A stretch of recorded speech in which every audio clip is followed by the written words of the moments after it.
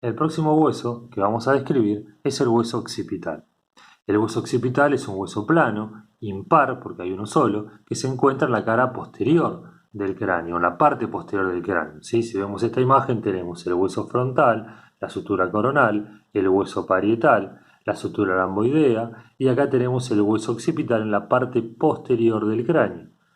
Este hueso occipital, al igual que el frontal, tiene dos partes. Una parte vertical, que forma parte o que pertenece a la bóveda del cráneo, que es la tapa que cubre al cerebro o al encéfalo, y una parte horizontal que va a formar parte de la base del cráneo, donde se va a apoyar el cerebro o el encéfalo en realidad. ¿Sí? Entonces, al igual que el frontal, que tiene una lámina vertical y una horizontal, este también tiene una parte vertical y una parte horizontal, y vamos a describir a cada una de ellas. Entonces, en esta imagen, estamos viendo una imagen del endocráneo, vamos a describir la lámina eh, horizontal del occipital. Como lo más importante que tiene esta lámina es el agujero o el foramen, porque en anatomía foramen significa agujero. Es el agujero o foramen magno. Este agujero foramen magno, por acá, por este agujero, pasa la médula espinal. Ustedes van a ver que la base del cráneo tiene varios agujeros o forámenes. ¿Sí? Acá ven estos más chiquititos, por donde pasan nervios o arterias o venas, o sea, pasos sanguíneos. Pero el foramen magno, que es el más importante, es por donde sale la médula espinal, desde el cráneo hacia la columna vertebral.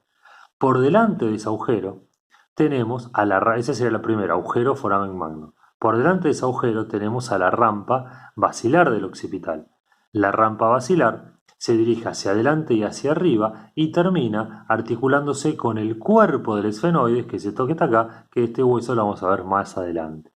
O sea que tenemos el foramen magno o agujero magno, la rampa basilar o apófisis basilar del occipital hacia adelante que se dirige hacia arriba, acá se va a apoyar una arteria y hacia atrás vemos estas dos cavidades que son las fosas cerebelosas donde se va a apoyar el cerebelo. También vamos a marcar acá una pequeña protuberancia es algo que sobresale, en este caso hacia adentro, la protuberancia occipital interna. Esta protuberancia occipital interna coincide con la protuberancia occipital externa. La protuberancia occipital externa, la que ustedes se palpan en la nuca, la parte esa que sobresale o que se tocan más salientes de la nuca es la protuberancia occipital externa. A la misma altura, pero de adelante, tenemos la protuberancia occipital interna.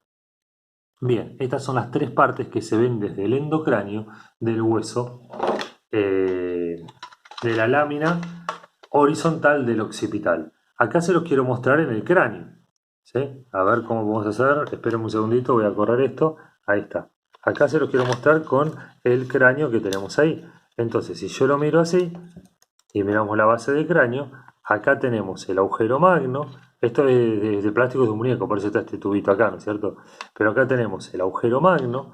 Esta acá donde está la chapita es la rampa basilar del occipital, porque el agujero magno, no sé si se aprecia, se dirige hacia adelante y hacia arriba, como una rampa, en este sentido, y termina en el cuerpo del esfenoides, articulando ahí.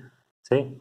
Y hacia atrás, para atrás, acá tenemos la fosa cerebelosa, donde se aloja el cerebelo. Y acá tenemos, esta es la raya que marca la división, acá tenemos la protuberancia occipital interna, que coincide con esta protuberancia que tenemos por acá, que es la protuberancia occipital externa. A ver, esperen un segundito. Coincide con esta protuberancia que tenemos acá, que es la protuberancia occipital externa, que está a la misma altura que la protuberancia occipital interna de este lado. Es medio difícil explicarlo de esta manera, pero bueno, confío en que ustedes lo van a poder también estudiar y leer desde su computadora. Ahora, ¿qué más? Entonces, desde el endocráneo marcamos la rampa basilar, el agujero magno, las fosas cerebelosas y la protuberancia occipital interna.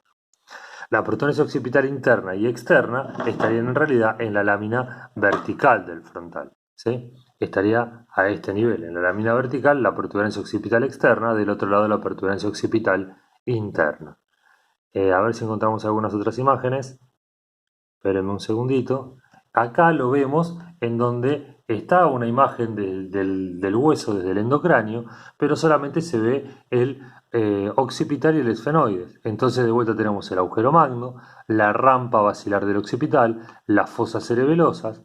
En la parte vertical, ven que acá se nota como esto está en vertical, tenemos la protuberancia occipital interna de adentro y de afuera la protuberancia occipital externa.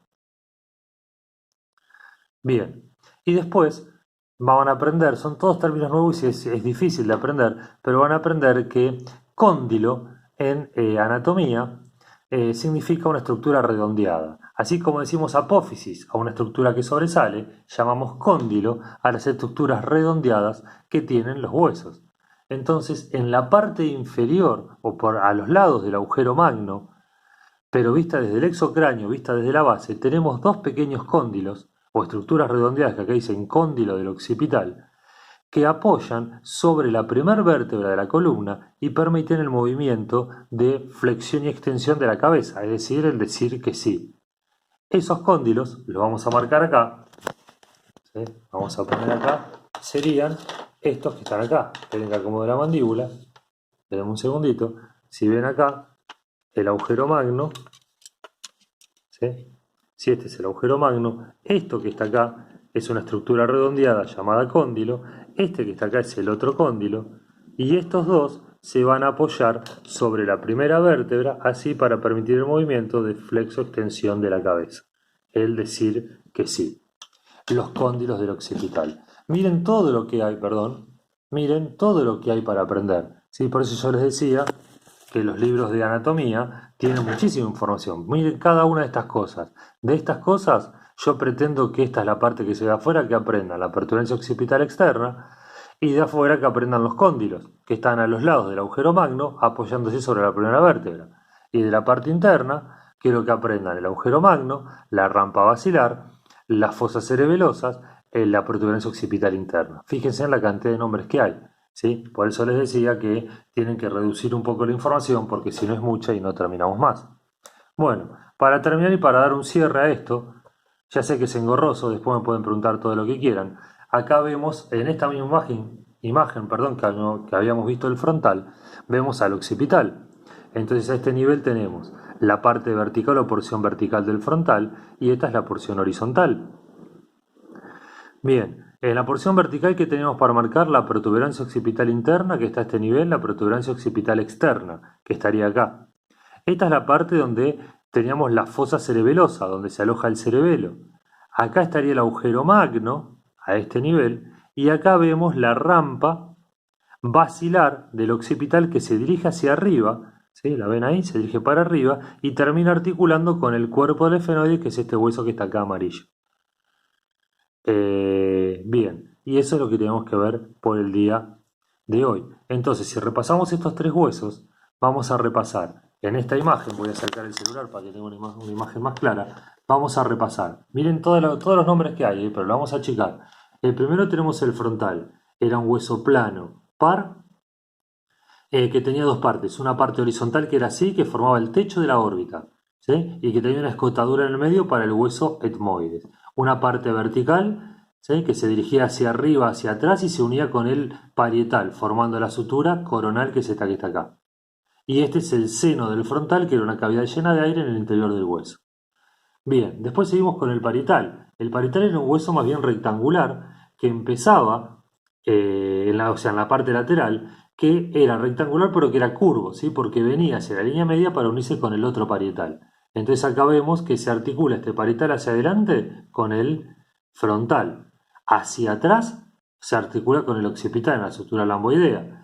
Y en la línea media, cuando hace así, a este nivel, acá justito en el medio, con la sutura sagital con el otro parietal. Hacia abajo se articulaba principalmente con el temporal, que es este que está acá rojo, pero acá tenía una estructura tipo escama, como la escama de un pescado, porque esta parte se solapa por sobre él o se monta sobre el parietal.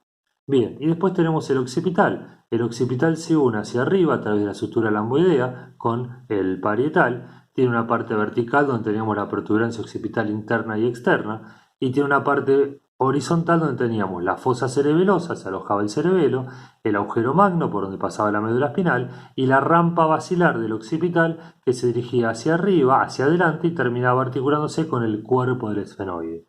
Y recuerden que del agujero magno aparecían dos, de la cara inferior del agujero magno, aparecían dos estructuras redondeadas que se articulan con la primera vértebra, que es llamada cóndilos, permitiendo el movimiento de flexo-extensión de la cabeza, es decir, el decir que sí y el decir que no. Bueno, con esto terminamos estos tres primeros huesos, después continuaremos con los huesos que siguen.